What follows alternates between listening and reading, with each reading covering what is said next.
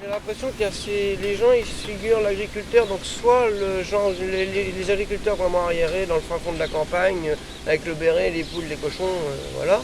Ou alors le vrai paysan high-tech, avec la grosse moissonneuse, internet, tout réglé par GPS. Et voilà, j'ai l'impression qu'il y a les deux facettes, mais l'intermédiaire, on l'oublie souvent, quoi. Il y a certains gens de la ville qui connaissent en fin de compte, qui sont, comment dire, qui arrivent à reconnaître l'image de l'agriculture, le modernisme de l'agriculture. Il y en a d'autres qui restent avec l'agriculture d'autrefois. Il y a deux sortes d'agriculteurs en général.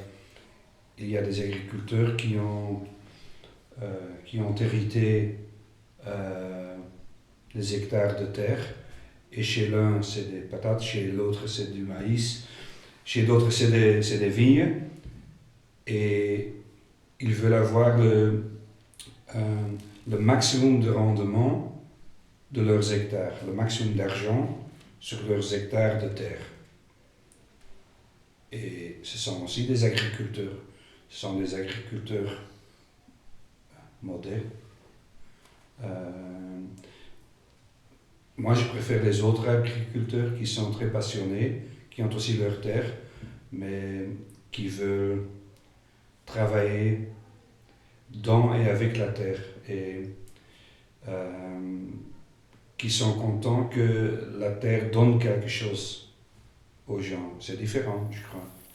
Et moi, je suis juste là comme aussi un petit objet de l'écosystème, ou un petit être vivant de l'écosystème.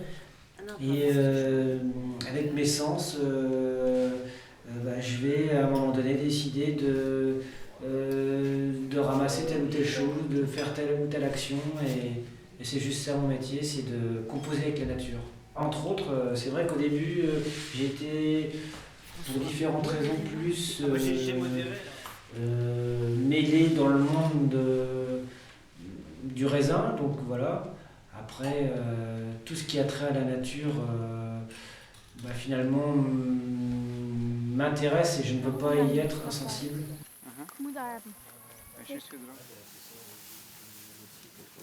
Une journée déjà démarre par la traite des animaux, avec le soin. Et puis le soir, ça se finit aussi comme ça. Alors ça fait déjà la moitié un bon demi-temps aux animaux. Puis après, il y a l'entretien des champs, l'entretien des bâtiments. On fait un bon plein temps.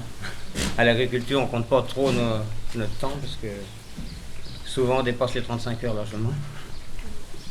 Suivant les périodes, il n'y a pas toujours... Autrement, moi, j'ai choisi l'agriculture tout petit. J'étais assez mordu des animaux. Alors, c'est venu comme ça. J'ai pris la suite de mes parents. Mes parents étaient agriculteurs aussi.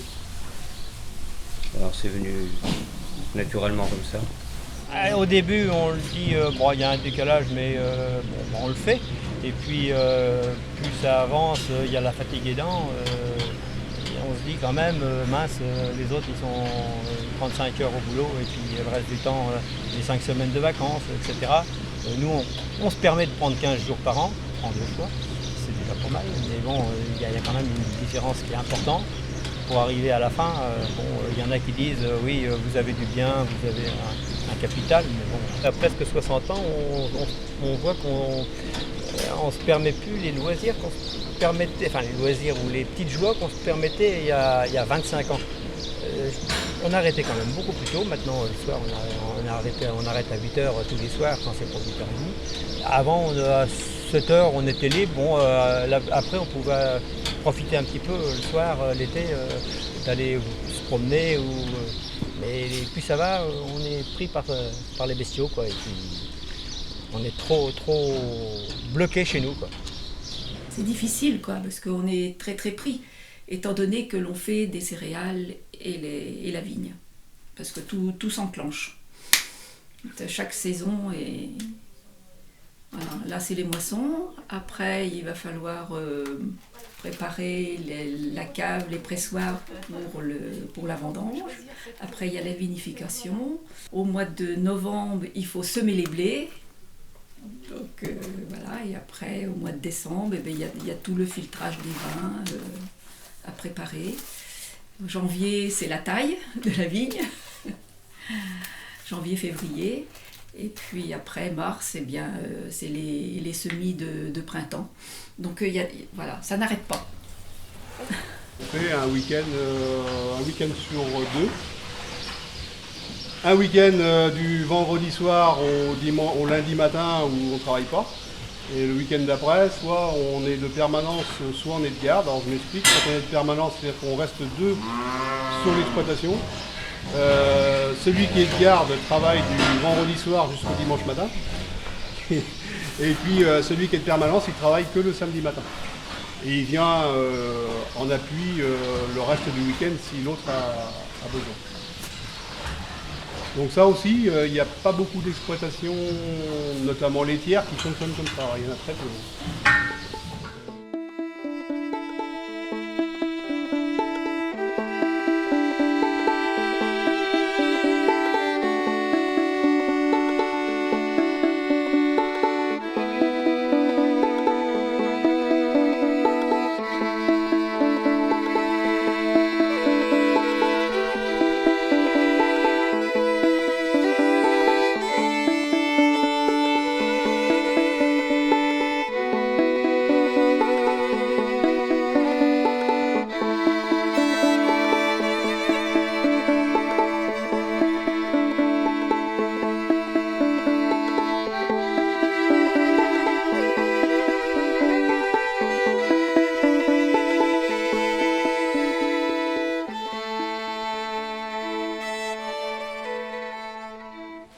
Ce que moi me surprend, c'est que chez ma petite fille à l'école, il y a des copains à elle, qui ne connaissent plus